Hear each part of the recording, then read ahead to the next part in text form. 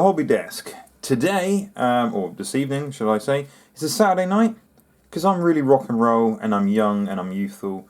I'm clubbing. No, I'm hiding in my man cave, while there's apocalyptic winds outside, painting some Horus Heresy, as, well, we all should.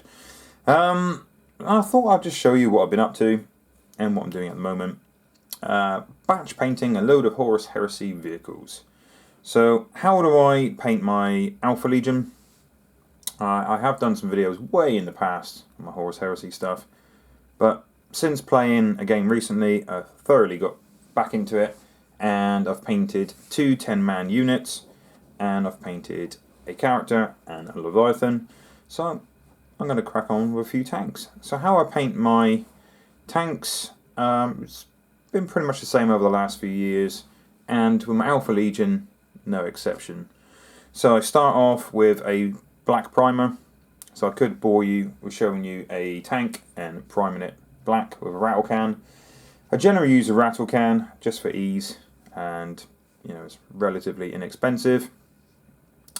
And then normally I use a white or a very light grey for a zenithal highlight. But because I have a metallic colour that I want to aim with, I'm also on this vehicle using a very light silver with an airbrush. Once again, you can use a rattle can and picking up top areas like here and here and here, and you'll see that they look a little bit brighter than the places in between, like so, like so. So I've got my Imperial Stein, my Inquisition Stein filled with cider, and I thought I'll just do a little bit of hobbying and update you and show you what I'm doing next. So after I put down my zenithal colours, I've got my own mix of Tamiya clears. So like a nice, I think it was X23, or maybe I'm just confusing that with a Marvel character, of the blue and the green. So I generally put more blue than green in, so it's probably like 5 blues to 2 green ratio. But Cult of Paint, I've done an excellent video a little while back now, but I'll put a link in the description below, of a fantastic paint guide on how they paint their Alpha Legion, and you can't really go wrong with something like that. Of course, there are some contrast colours out there, which is pretty nice, that you can throw over a tank. That's not too shabby. Or you have something like Citadel's Green Shade, Corella Green Shade. Over silver, looks quite Alpha Legion-y, but get your Alpha Legion colour of choice. I do use this as well sometimes for the recesses. I think it's a pretty close deal. But with the Tamiya paint, I mix up a really big batch. I've currently got it in an old airbrush bottle, so mixed up loads and loads of this. So far that's done me 60 troops and a few tanks and Leviathans and characters, and what else have I got? Condemptor behind me, Terminator Squad, you name it. So far I've done the prime colour on most of my Alpha Legion, so that's what I've got so far. So this is my tank. So you can see there is darker areas like around here, and the lighter areas on the top where I've done a nice zenithal, and I've just taken the weapons off, just slid them out at the top of the turret of ease of painting, so I don't leave too much of a shadow below. So I'm going to paint these separately and then slide them back in afterwards. And I generally like, when I batch paint, I'm just going to pick a colour. So I'm going to pick the blacks, for example, just do the blacks one evening while listening to a nice podcast or something, and then I'll do the silvers and the spot colours, decals, weather them up, and just make it look really grimy, really dirty, and really push that heresy vibe. So more dirty. I'm not talking about grimdark. I'm talking about like these guys are knee deep in mud. They've seen some stuff. They've gone from one conflict to another. That's how I imagine it anyway. Plus, Alpha Legion don't want to be too shiny, stepping out in the light. Everybody can see them. They want to be a bit grubby, a bit hidey, a bit cloak and dagger, cloak and dagger hiding in the shadows. So that's what I'm going to do. So I'm just going to hit those blacks first, and then I'm going to hit the silvers, so like the nice sections of tank there, and nice sections of track there. I haven't even started on the side yet. And yeah, just see if any hobby buddies are around, and just have a bit of a natter when I'm doing some painting. So here goes. Starting off, we're on a bad and black, one with a lid that's not seated correctly. This should be good. Crack that open. Yeah, it's still good. A little wet palette just off camera. And, start hitting some of the black base colours. So eventually I will use Firehawk Blue and work my way up using probably a bit more of a grey on the very corner sections of my blacks. But whatever colours you guys use, I'd like to hear your black painting recipe.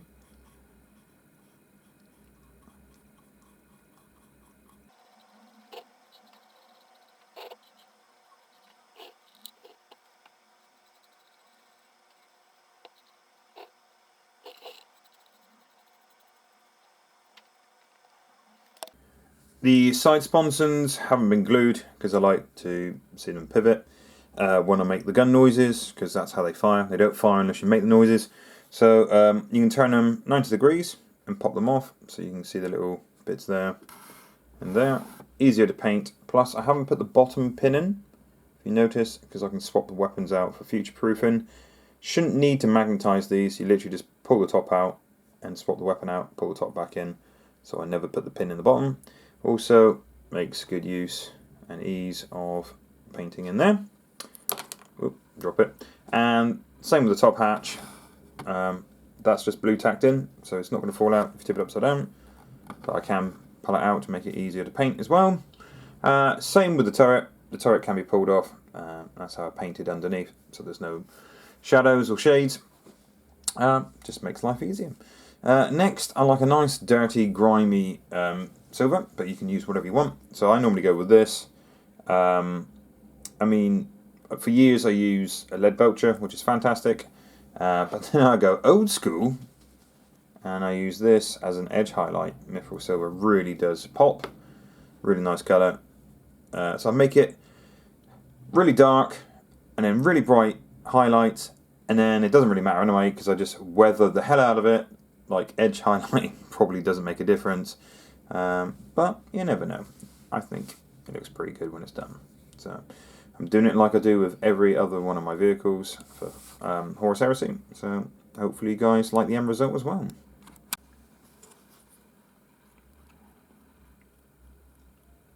So painting over something like this, which is quite shiny, quite metallic-y, you definitely have to have 2 coats, but then generally do anyway. Thin your paints out a little bit.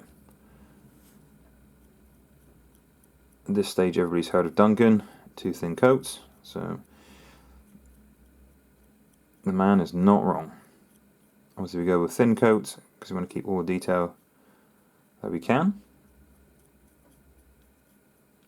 and really hide any colours underneath.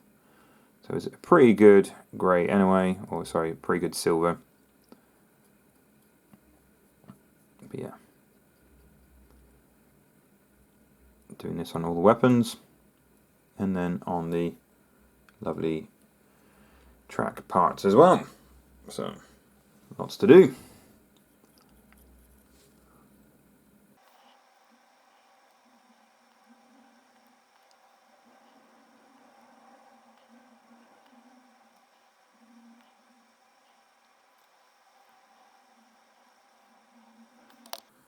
Once you have all the metallics down, so it could take quite a while trying to get into little nooks and crannies, and definitely, like I said, 2 coats.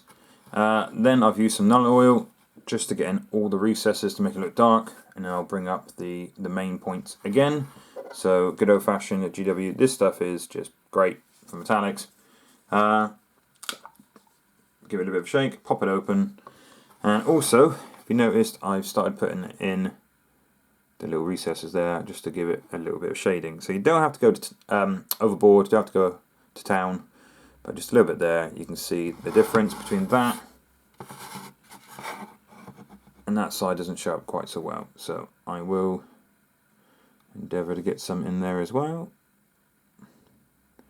Because it's quite a glossy paint, some great capillary action, acting more like an ink. I put loads in there, really splooge it in there. I'd imagine it's some kind of vent or something, and if you think it's too much on the actual surface, just do that. It takes it right off, so I'm going to make it really dirty later on anyway. So it probably doesn't make too much of a difference. I'm only doing the recesses, I'm not doing things like the rivets, because later on it'll be quite apparent that there'll be a lot of the streaking grime around the rivets anyway. And you can always add a little bit of rust streaks as well. Depends how long you imagine your vehicle's out in the trenches for, you know, out on the battlefield, rather than coming back every now and again and getting cleaned off. I would imagine you've got some AdMech guy with a pressure washer, soap and sponge. Not like in Daisy Dukes or anything, because that would be a bit weird, unless you're into that. Enough about my internet history. Yeah, just doing around the rivets on the side as well, because I've done the main part of the track. Just like so. Working that capillary action. Wiping off any excess I don't like the look of. Do the whole tank. So when you dry brushed or edge highlighted or whatever you want to do with your metallics, at least there should be some difference in the colour, so you can see that bit there is brighter there, and there, and there, then the base bit there, there, and there. So dark, light, dark, light, dark, light. For example, that's just the way I do it. So now you can really start seeing the difference between the dark section there and the light section there. Things really are starting to pop when you give them a bit more of a contrast. So by contrast I mean filling in the darker recesses like those lines there and there. Next I like to start putting the decals on. So whatever decals you want to put on, obviously check out like the main Heresy books or any material online to see what they suggest. We're Alpha Legion. Sometimes you'll get like black areas there if you wanted to. That's totally fine. I just really like this colour, and I think for me black is more of a spot colour on these particular tanks, because I really like the turquoisey look. And I think this is trying to do 3 colours on any model, 3 basic colours. So I'm thinking the greys, the blacks, and this. So I could have done another black section there if I wanted to, but I digress. So go with whatever decals you want, and I like a little bit of micro sol and micro set. So it's set first, which always makes me a bit, okay, whatever, because you would think set would be to set it, which would be the final stage, but it is actually the first stage you put on. But the instructions are always written on the back of the bottle anyway, and I've done a video on this stuff before. So a little bit of micro set on the area you want to put the decal. So I put one on there. And if you notice, I haven't done any of the lenses yet. That's because I want to do that pretty much last. After I do all the weathering, I want to add a bit more of the contrast by having a dull looking tank in places and then bright lenses afterwards. So if I did accidentally get some of the weathering on the lenses, it wouldn't look so good. So do the lenses last. So I have previously soaked my decals. So I'll bring it onto the camera if I can. Let's see if I can do this on camera without totally hashing it up. That would always be a bonus. Probably doesn't show up terribly well, so I will zoom in just very slightly. So I've put a little bit of the micro set on there. I just slide the transfer off on the brush there. I'm just going to add it as symmetrical as I can there. But with the micro set underneath, it should be wet enough for me to move it very, very gently I'll go gently, gently, gently, and then I'll go way too much. You watch, especially on camera. So get it as symmetrical as you can. So I think that's probably about right. Just overhanging the lens a little bit there, overhanging the lens a little bit there. Smooth it down. Generally start from the inside of the transfer to the outside. And here's one I've done earlier. So repeat of fashion, I've just put the Hydra symbol on there, and I'm going to do the same on the other side now. I'll do it off camera because I'll probably mess it up. And if you notice, there's rivets and stuff there as well. The decal might overhang on the rivets. I'll just gently take them off with a knife as well as I go.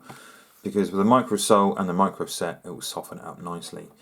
But once the set has gone off, and you can always put the sole on afterwards to soften the transfer and really mold it and get any final air bubbles out. And it does really blend it into the panel that the transfer is going on. So after the decals are fixed, you can always scratch them a little bit to make them look a bit beaten up. But these decals have a lot of detail on, so I don't really want to destroy them too much. Something like, I don't know, the ultramarine symbol is quite chunky, so it's always nice to have little scratches and bits of detail on that. But that's just my personal preference.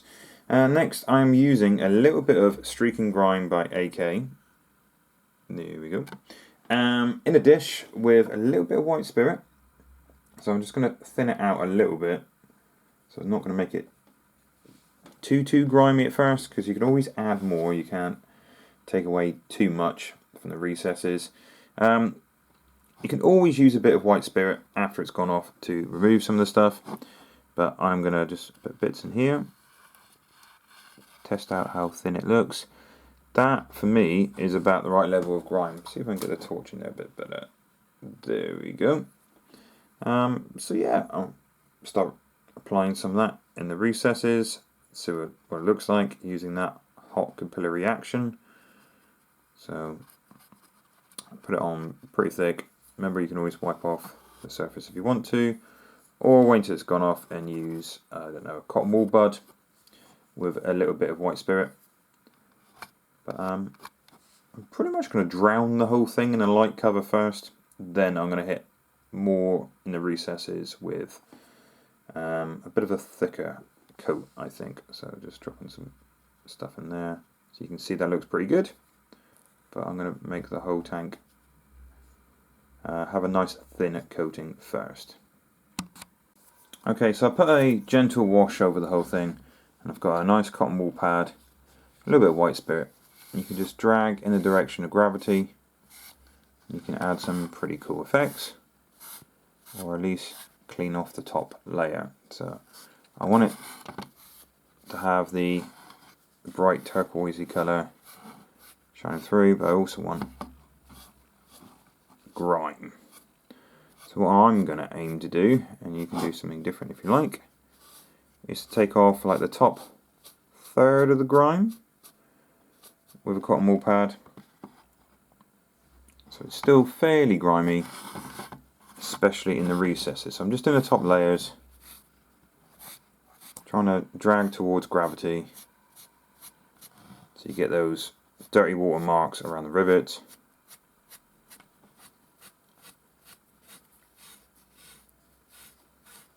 And still getting dirt in the recesses. Because I still want it used, dirty, but somehow still popping. So you can see the model across the table and you think, wow, that's quite a bright model. So I'm going to do the whole thing like that. But you know, you can leave it as grimy as you want. And if you're not painting Alpha Legion, let's say you're painting Death Guard or something, just get it as dirty as you can. This stuff's great. You can add, take away, add some more if you're not happy with it.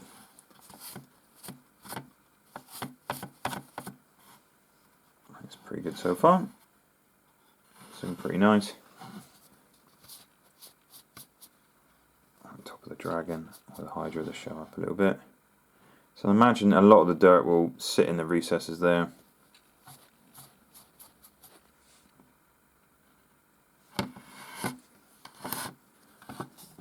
A lot of the smog and the dirt around the exhaust section.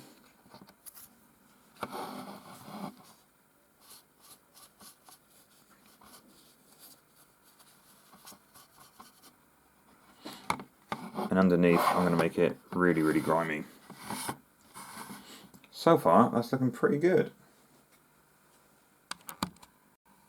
So I've now put the turrets back on, and obviously I've weathered them up as well.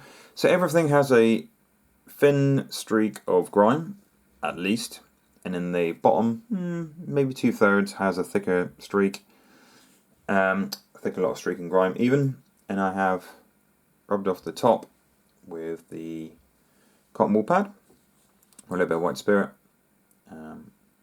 That's not bad for weathering. You could obviously use weathering powder for the tracks as well, which I will do in a little bit.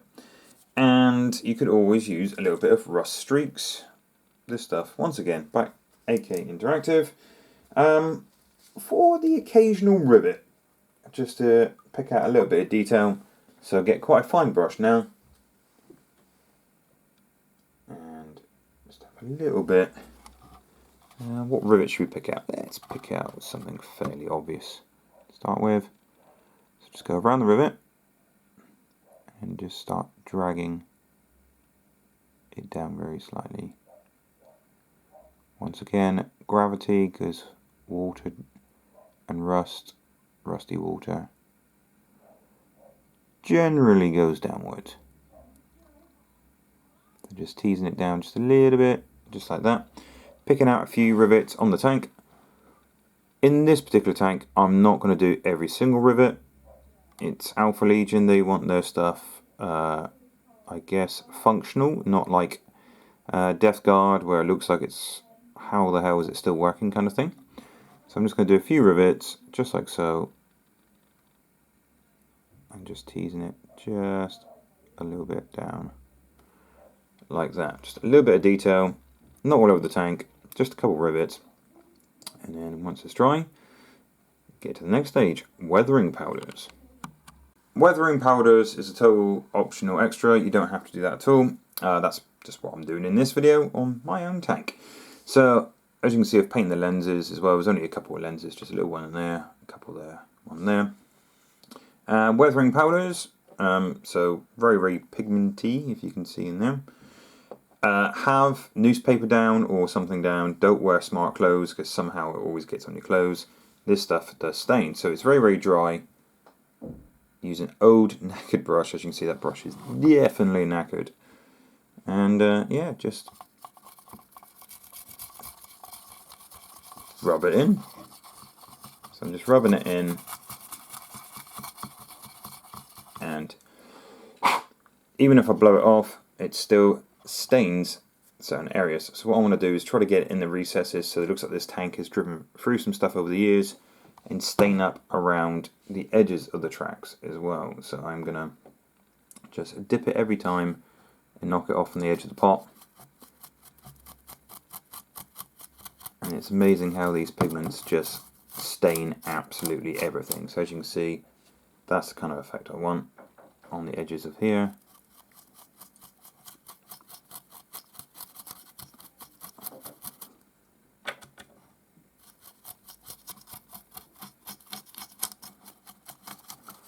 Something like that. So I'm going to do it all along the edge of the track. You can do it on the front of the tank, you do it on top of the tank, so the dust is settled in the storm. But it just matches all of my bases for my Alpha Legion. So I do have a theme going. So that's what that looks like, and I'll continue doing that. But my regular troops look something like that. So I want to get my whole army to tie together so it all looks pretty much the same. So I'll continue doing that, and I'll take pictures and have a little talk at the end of how I do my Alpha Legion tank. So that's the final piece. I'm pretty happy with it. That's the way I paint my tanks. So I've got brighter sections on the topmost panels, and then darker in those kind of recesses, and same on the side. You don't have to grime it up as much as that. My 40k stuff, Warhammer 40,000 stuff, is a lot cleaner than my Horus Heresy, my 30k stuff. That's just the way I feel my guys should look, because they've been from one war to another war to another war, and they haven't got time really to clean their stuff.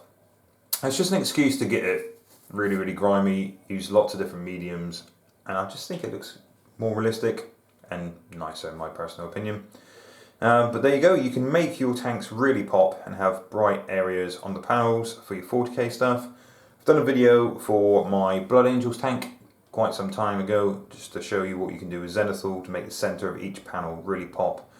It's probably less realistic, but it does show up really well from the other side of the table. Those reds really do show up, they really do pop.